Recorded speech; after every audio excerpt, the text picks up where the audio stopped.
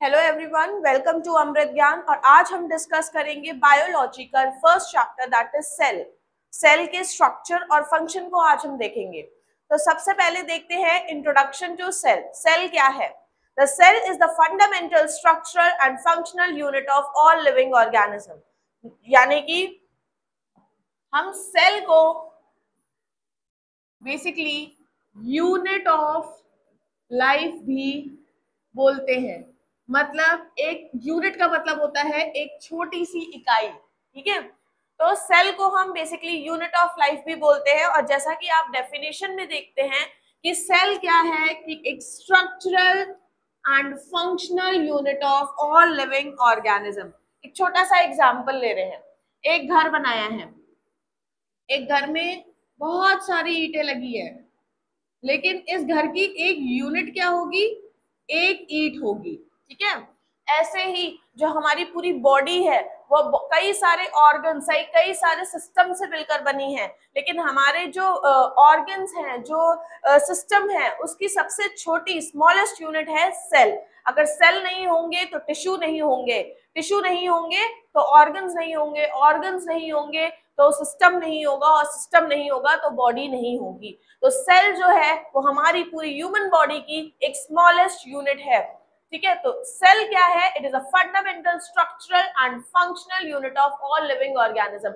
Structural, structure मतलब कि जो सेल है वो क्या करता है? एक लिविंग ऑर्गेनिज्म को एक स्ट्रक्चर प्रोवाइड कर रहा है। जैसे आप देख सकते हैं हार्ट में जो सेल्स है उनका अरेंजमेंट किसी और तरीके से है, लिवर में जो सेल्स है उनका अरेंजमेंट किसी और तरीके से है, जिसकी वजह से उन्हें एक शेप प्रोवाइड कर रहा है। तो सेल क्या है? एक स्ट्रक्चरल यूनिट भी है, साथ ही साथ फंक्शनल यूनिट है लिविंग ऑर्गेनिज्म की। मतलब एक लिविंग बॉडी में, एक ह्यूमन बॉडी में जितने भी कामकाज हो रहे हैं, जितने भी मेटाबॉलिक एक्टिविटीज हो रही है, वो सब भी कौन करा रहा है? सेल करा रहा है। तो सेल क्या है? स्ट्रक्चरल और फंक्शनल यूनिट है लिविंग ऑर्गेनिज्म की। अगर एक लिविंग और नॉन लिविंग थिंग के बीच में डिफरेंस बताना हो कि ये लिविंग है, ये नॉन लिविंग है, तो उसके अंदर एक जो मोस्ट इंपॉर्टेंट फीचर होता है that is cell.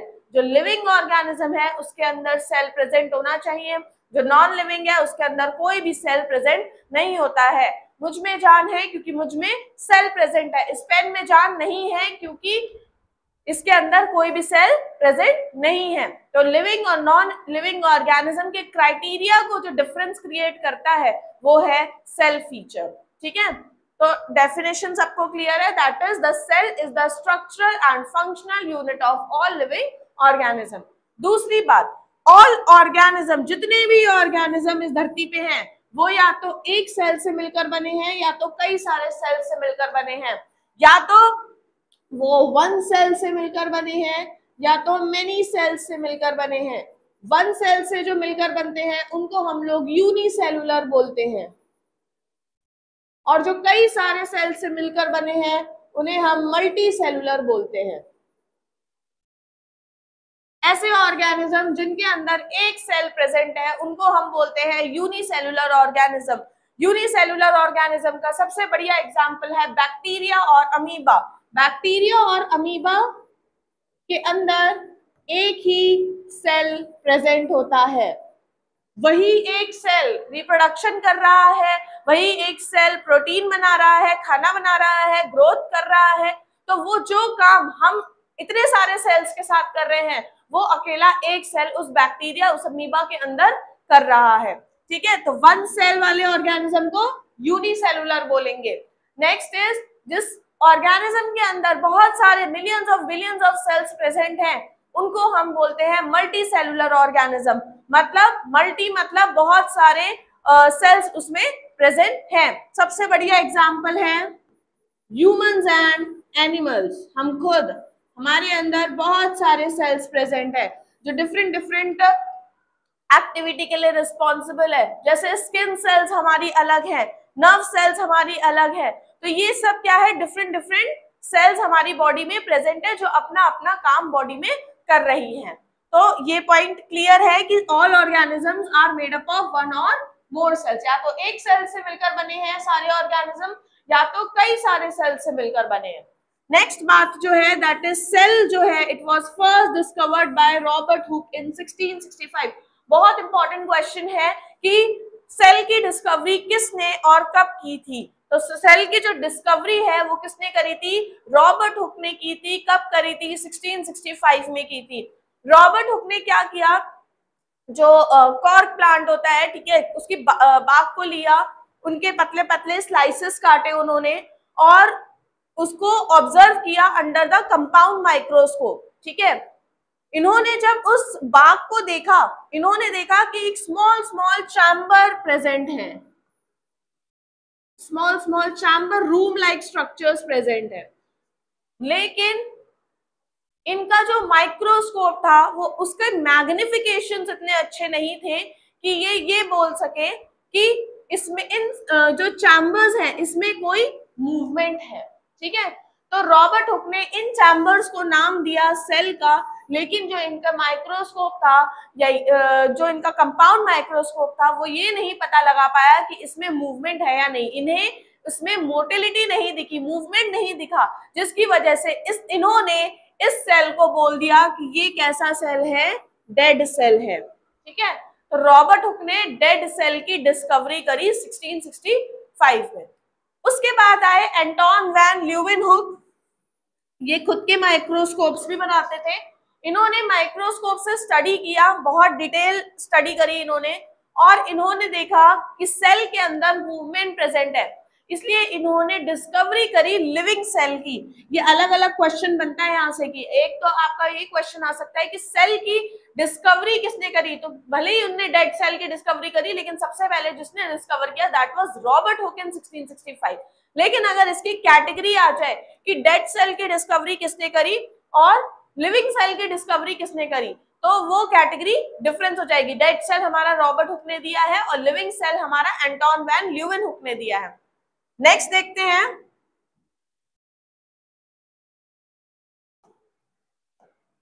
Next is the cell theory. जो सेल थ्योरी है that was proposed by Schleiden and Schwann, ठीक है।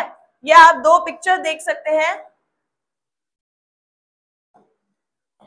ये साइंटिस्ट हैं, ये स्लेडन है, ये श्वान है और ये हमारे रुडोल्फ हैं, ठीक है।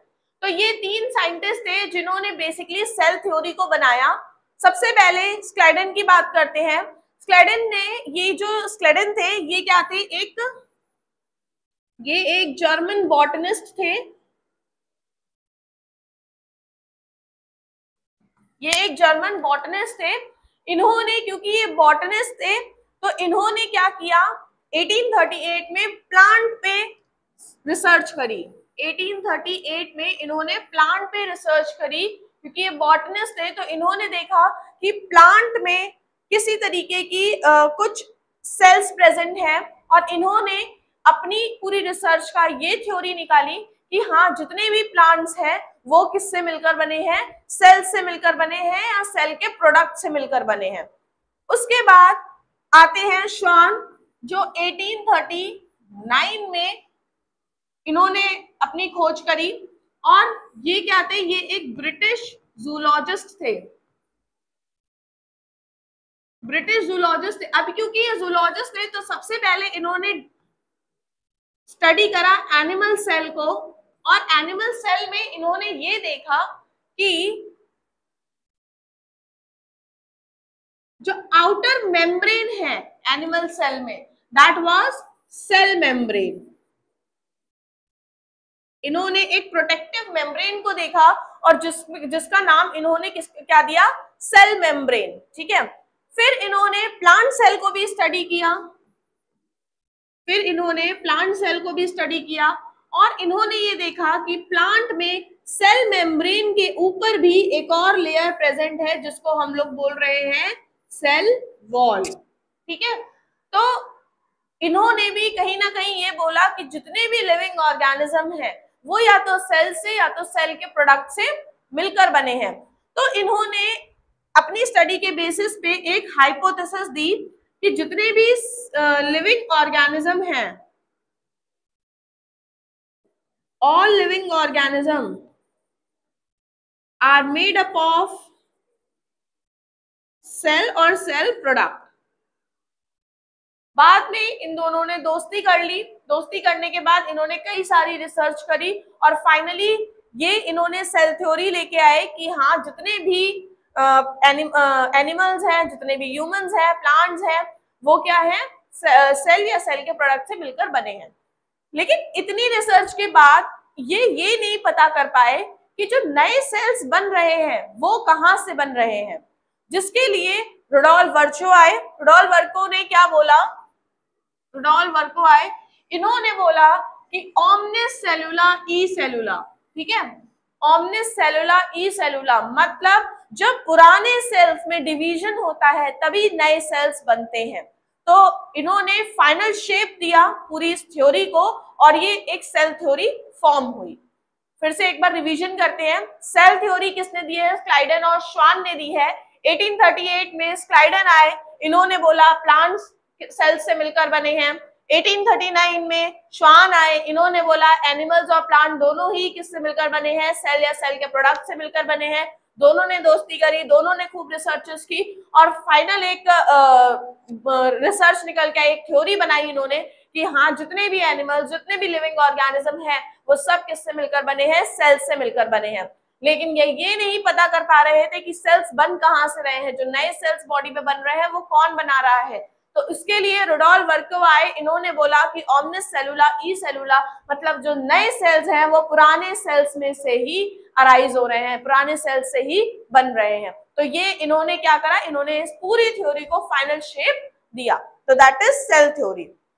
नेक्स्ट डिस्कस करते हैं टाइप्स ऑफ सेल्स। कितने टाइप के सेल्स प्रेजेंट होते हैं, तो दो तरीके के सेल्स हैं, that is prokaryotic and eukaryotic cells, ठीक है। प्रोकैरियोटिक सेल्स ऐसा सेल जिसमें कोई भी न्यूक्लियस नहीं है, ऐसा सेल जिसमें न्यूक्लियस नहीं है, इसको बोलते हैं प्रोकैरियोटिक सेल्स, ठीक है। यूकैरियोटिक सेल्स में क्या होगा, न्यूक्लियस होगा। ये मेजर डिफरेंस है प्रोकैरियोटिक एंड यूकैरियोटिक में, ठीक है। न्यूक्लियस क्या है, न्यूक्लियस बेसिकली कंट्रोल करता है जितनी भी सेल के अंदर जो भी एक्टिविटी हो रही है, प्रोटीन बनना है, सेल को कितना ग्रो होना है, कितना डेवलप होना है, ये सारी एक्टिविटी को कौन कंट्रोल कर रहा है, न्यूक्लियस कंट्रोल कर रहा है। तो जो प्रोकैरियोटिक सेल है उसमें न्यूक्लियस नहीं है, ट्रू न्यूक्लियस नहीं है, और इसके अलावा मेम्ब्रेन बाउंड ऑर्गेनेलीज भी नहीं है। नेक्स्ट इज यूकैरियोटिक सेल्स में it has a nucleus and organelles. इसका एग्जांपल आप देख सकते हो, बैक्टीरिया है, और यूकैरियोटिक में प्लांट्स एंड एनिमल सेल्स हैं। नेक्स्ट देखते हैं structure of eukaryotic cell. Basically हम यहाँ स्टडी करेंगे, एनिमल सेल को स्टडी करेंगे। एनिमल सेल का ये कुछ स्ट्रक्चर आप देख सकते हैं, इसमें कुछ पार्ट्स हैं, कुछ ऑर्गेनल्स प्रेजेंट है, वो आप देख सकते हैं। बेसिकली जो एनिमल सेल है वो तीन चीजों से मिलकर बना है। First is cell membrane, next is cytoplasm, next is cytoplasm and third one is nucleus, ठीक है। तो ये तीन इंपॉर्टेंट चीज है जो कि सेल मेम्ब्रेन को बना रही है। बाकी जो अभी आप पार्ट्स देख रहे हो दैट आर ऑर्गेनल्स जो प्रेजेंट होते हैं साइटोप्लाज्म के अंदर, ठीक है। तो ये सेल मेम्ब्रेन है, जो भी आपको ये मेम्ब्रेन दिखाई दे रही है दैट इज सेल मेम्ब्रेन। और नेक्स्ट जो आपको ये एरिया दिखाई दे रहा है ये क्या है, न्यूक्लियस है, ठीक है। ये क्या कर रहा है, बेसिकली ये पूरी एक्टिविटी जो भी सेल के अंदर जितनी भी एक्टिविटी हो रही है ये बेसिकली उसको कंट्रोल कर रहा है। Next is cytoplasm. साइटोप्लाज्म क्या है, जेली लाइक एरिया है जहां पे सारे ऑर्गेनल्स क्या है, प्रेजेंट है। यहीं पे प्रोटीन बन रहा है, यहीं पे माइटोसिस मियोसिस हो रहे हैं, यहीं पे सब कुछ हो रहा है, ठीक है। Next is plasma membrane. तो सबसे पहले जो हम डिस्कस करेंगे the first one is plasma membrane. इसका दूसरा नाम होता है सेल मेम्ब्रेन, इसको हम लोग सेल मेम्ब्रेन के नाम से भी जानते हैं। ये एक सेमी परमिएबल मेम्ब्रेन है। सेमी परमिएबल मेम्ब्रेन मतलब ये कुछ ही सिलेक्टेड चीजों को अंदर जाने देता है और बाकी सारी चीजों को रोक देता है। सिलेक्टेड चीजें जैसे क्या हो सकती हैं, ऑक्सीजन हो सकता है, प्लस वाटर को तो ये अंदर भेज देगा और वहां से toxic substance like waste product और CO2 को एग्जिट कराएगा, ठीक है, तो ये एक सेमी परमिएबल मेम्ब्रेन है जो सेलेक्टिव चीजों को क्या कर रही है, एंटर करने दे रही है और बाकी सारी चीजों को बाहर भी निकाल रही है, टॉक्सिक सब्सटेंस को बाहर निकाल रही है। Next is it is made up of phospholipid bilayer. ये किससे मिलकर बनी है, फॉस्फोलिपिड बाइलेयर। बाइलेयर मतलब दो लेयर हैं प्रेजेंट, ठीक है। ये आप एक स्ट्रक्चर देख सकते हैं सेल मेम्ब्रेन का, ये ऑल ओवर स्ट्रक्चर है, ठीक है। ये क्या है, दो लेयर है, एक लेयर ये प्रेजेंट है, एक लेयर ये प्रेजेंट है, दोनों लेयर को मिला के बनती है फॉस्फोलिपिड बाइलेयर से, ठीक है। तो फॉस्फोलिपिड बाइलेयर से मिलकर बनी है। Next is control entry and exit of substance. इसका मेजर फंक्शन प्लाज्मा मेम्ब्रेन का क्या है कि ये कंट्रोल करती है कि भाई किसे अंदर भेजना है और किस सब्सटेंस को प्लाज्मा मेम्ब्रेन के थ्रू बाहर निकालना है, सेल के बाहर निकालना है, ठीक है। तो ये क्या था, सेल मेम्ब्रेन। नेक्स्ट देखते हैं साइटोप्लाज्म। साइटोप्लाज्म जो है दैट इज द, या आप एक स्ट्रक्चर देख सकते हैं, दिस इज साइटोप्लाज्म। साइटोप्लाज्म क्या है, जो भी आपको ये वाला जो स्ट्रक्चर दिख रहा है, ये ब्लूइश एरिया जो दिख रहा है, वाटरी एरिया जो दिख रहा है आपको, दिस इज साइटोप्लाज्म। ये क्या है, जेली लाइक स्ट्रक्चर है जहां पे आपको ऑर्गेनल्स देखने को मिलते हैं। It is a jelly like fluid where organelles are suspended. जितने भी ऑर्गेनल्स हैं वो क्या है, यहाँ पे सस्पेंडेड हैं, ठीक है। Next is it site of many metabolic activities, ठीक है। ये बेसिकली एक ऐसा, यहाँ पे साइटोप्लाज्म में क्या हो रहा है, यहाँ पे ही प्रोटीन बन रहा है, प्रोटीन ट्रांसपोर्ट हो रहा है, अपनी टारगेट सेल्स पे जा रहा है, टारगेट साइट पे जा रहा है, और क्या हो रहा है, यहाँ पे ही रिप्रोडक्शन हो रहा है। तो जितनी भी मेटाबॉलिक एक्टिविटीज हो रही हैं वो कहाँ हो रही है, साइटोप्लाज्म में ही हो रही है, ठीक है। तो दो पॉइंट इसमें बहुत इंपॉर्टेंट है, that is jelly like fluid है जहाँ पे ऑर्गेनल्स सारे प्रेजेंट है और सारे मेटाबॉलिक एक्टिविटीज भी कहाँ हो रही है, साइटोप्लाज्म के अंदर हो रही है। ये एक साइटोप्लाज्म का स्ट्रक्चर है, आप देख सकते हैं ये सारी ऑर्गेनल्स छोटे छोटे प्रेजेंट हैं, ठीक है। और ये जो ब्लूइश एरिया है ये क्या है, ये सब साइटोप्लाज्म है। Next is nucleus. न्यूक्लियस को बोलते हैं control centre of the cell, जो सारी एक्टिविटी को कंट्रोल करके रखता है, ठीक है। तो इस न्यूक्लियस को हम लोग क्या बोलते हैं, control centre of the cell, जिसको हम लोग बोल सकते हैं किंग ऑफ द सेल, जो राजा है इस पूरे सेल का, जो सारी एक्टिविटी को कंट्रोल कर रहा है, उसको हम बोल रहे हैं न्यूक्लियस। अब न्यूक्लियस के अंदर होता है न्यूक्लियोलस, ठीक है। न्यूक्लियस के अंदर आप देख सकते हैं ये क्या है, पूरा न्यूक्लियोलस है। यहाँ पे क्या राइबोसोम्स बनते हैं और राइबोसोम्स बनने के बाद ये न्यूक्लियर पोर के थ्रू निकल जाते हैं, ठीक है। और कहाँ जाते हैं, एंडोप्लाज्मिक रेटिकुलम पे जाके अटैच हो जाते हैं, ठीक है। वो अभी आगे देखेंगे। फिलहाल यहाँ पे न्यूक्लियस है, न्यूक्लियस के अंदर न्यूक्लियोलस है और न्यूक्लियोलस में राइबोसोम्स बनते हैं जो कि क्या कर रहे हैं, राइबोसोमल आरएनए बन के क्या कर रहा है, यहाँ न्यूक्लियर पोर्स के थ्रू बाहर निकल रहा है और एंडोप्लाज्मिक रेटिकुलम में अटैच हो रहा है। इसके अलावा न्यूक्लियस के अंदर होता है डीएनए, ठीक है। न्यूक्लियस के अंदर होता है डीएनए जो कि जेनेटिक मटेरियल कंटेन कर रहा है and it is surrounded by a nuclear envelope. तो एक इंपॉर्टेंट क्वेश्चन है कि न्यूक्लियस किससे सराउंडेड होता है, it will be surrounded by nuclear envelope.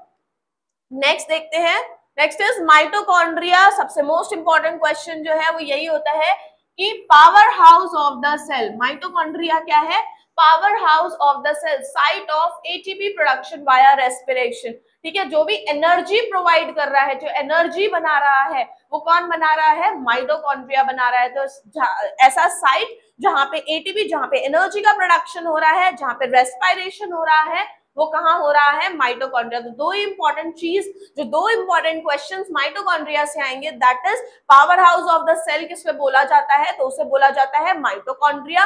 Energy production और रेस्पिरेशन कहाँ हो रहा है, तो वो माइटोकॉन्ड्रिया में हो रहा है।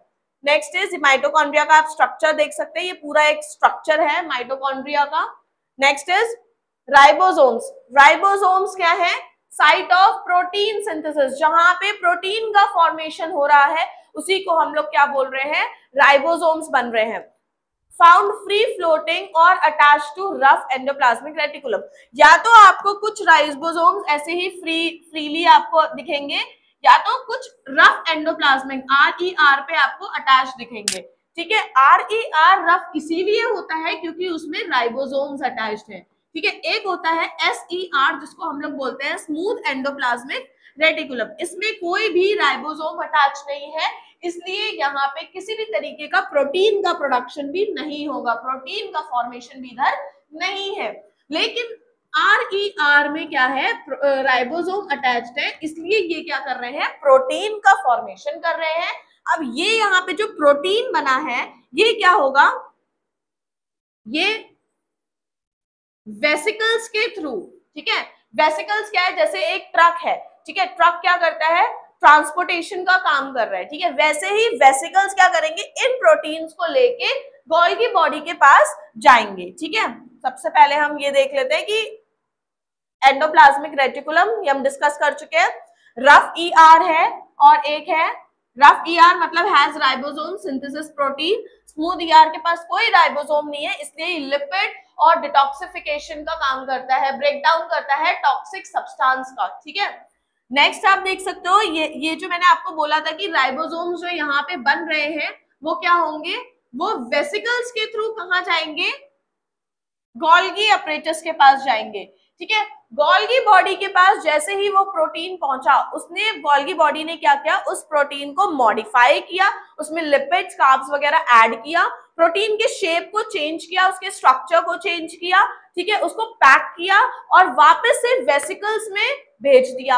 अब वेसिकल्स क्या करेंगे, उन प्रोटीन को टारगेट सेल्स पे ले जाएंगे, जिन भी सेल्स को जरूरत है कि उसे मॉडिफाई होना है, उसे रिपेयर होना है, ठीक है, तो उन टारगेट सेल्स पे वेसिकल्स जाके उन प्रोटीन को छोड़ देंगे। तो ये एक पूरी कहानी थी इसके पीछे कि सेल जो प्रोटीन है वो किस तरीके से ट्रांसपोर्ट हो रहा है, कैसे हो रहा है। जो भी राइबोसोम अटैच्ड है ER में, रफ ER में, वो क्या करेंगे, वेसिकल्स के थ्रू कहाँ आ रहे हैं, गोल्गी बॉडी में आएंगे। गोल्गी बॉडी में जब वो आए तो गोल्गी बॉडी ने क्या किया, उन्हें मॉडिफाई किया, उन्हें पैक किया और वापस से कहाँ रख दिया, वेसिकल्स में रख दिया। वेसिकल्स अब उन प्रोटीन्स को जो टारगेट सेल्स है उन पे ले जाएंगे, ठीक है। लास्ट है दैट इज लाइसोसोम। लाइसोसोम क्या है, contains digestive enzymes and break down waste material. जो भी वेस्ट मटेरियल है वो क्या है, उसको ब्रेक डाउन कर रहा है, कौन कर रहा है, लाइसोसोम कर रहा है। अब सेल से ही रिलेटेड मल्टीपल चॉइस क्वेश्चन है कुछ, जिसमें सबसे पहले है who propose the cell theory. Cell theory किसने प्रपोज की है, तो डार्विन एंड मेंडल ने, स्क्लेडन एंड श्वान ने। तो मैंने आपको बताया था कि सेल थ्योरी के पीछे 3 लोगों का हाथ है, दैट इज स्क्लेडन एंड श्वान और एक और साइंटिस्ट है दैट इज रुडोल्फ वर्क्यो। लेकिन यहाँ पे हमारा आंसर जो है वो 2 ऑप्शन में है, दैट इज स्क्लेडन एंड श्वान। तो स्क्लेडन एंड श्वान ने ही क्या किया है, सेल थ्योरी को प्रपोज किया है। तो करेक्ट आंसर जो होगा that will be answer number B. Next हम देखते हैं which organelle is called as the power house of the cell. कौन से ऑर्गेनेल्स को बोला जाता है कि this is the power house of the cell. तो पावर हाउस जहां पे भी आ जाए कि पावर हाउस ऑफ सेल किसे बोला जाता है, तो माइटोकॉन्ड्रिया को बोला जाता है, ठीक है। तो माइटोकॉन्ड्रिया को क्या बोला गया है, पावर हाउस ऑफ सेल। यहीं पे रेस्पिरेशन, यहीं पे एनर्जी का प्रोडक्शन हो रहा है, इसलिए क्या है, power house of the cell है। Correct answer will be answer number C. Next आप देख सकते हैं which part of the cell controls all its activity. ऐसा कौन सा पार्ट है सेल के अंदर जो सेल की सारी एक्टिविटीज को कंट्रोल कर रहा है, तो दैट इज कौन सा पार्ट है जिसे हमने बोला था किंग ऑफ द सेल, वो कौन है, न्यूक्लियस। न्यूक्लियस एक ऐसा पार्ट है जो सेल की सारी एक्टिविटी को कंट्रोल करके रखता है। What is the function of ribosome. Ribosome का फंक्शन क्या है, रेस्पिरेशन कराना, लिपिड का सिंथेसिस, प्रोटीन का सिंथेसिस या डाइजेशन कराना। तो राइबोसोम्स जब होंगे तो राइबोसोम क्या करेंगे, प्रोटीन बनाएंगे, ठीक है। तो प्रोटीन का सिंथेसिस कौन कराता है, राइबोसोम्स कराते हैं। Next is which of the following is found only in plant cells. Plant sales में क्या मिलता है, तो plant cells lysosome, mitochondria, nucleus, ये सब किसमें मिल रहा है आपको, ये सब मिल रहा है आपको एनिमल सेल्स में। लेकिन हमने क्लोरोप्लास्ट डिस्कस नहीं किया, तो क्लोरोप्लास्ट किसमें मिलेगा आपको, प्लांट सेल में मिलेगा। तो प्लांट सेल में क्या मिल रहा है, chloroplast. Next is the outer most covering of a plant cell. जो प्लांट सेल की आउटर मोस्ट कवरिंग है, जो मैंने आपको बताया था, थ्योरी में बताया था कि शॉन ने डिस्कस किया कि सेल मेम्ब्रेन के ऊपर भी एक और प्रोटेक्टिव मेम्ब्रेन है जिसको हम क्या बोल रहे हैं, सेल वॉल। तो प्लांट में क्या है, प्लांट में जो उसकी आउटर मोस्ट कवरिंग होगी that will be cell wall, और जो एनिमल सेल में है वो आउटर मोस्ट कवरिंग है that will be cell membrane. Next is the jelly-like substance inside the cell. जो jelly-like substance आप सेल के अंदर देख रहे हैं, it is called, क्या बोला जाता है उसको? उसको बोला जाता है साइटोप्लाज्म. साइटोप्लाज्म क्यों बोला जाता है? क्योंकि वो जेली-लाइक सब्सटेंस है और उसमें बहुत सारे ऑर्गेनल्स प्रेजेंट है. यहीं पे सारी एक्टिविटी प्लेस होती है. Which organelle contains digestive enzyme? Digestive enzyme कौन सा ऑर्गेनल्स में है?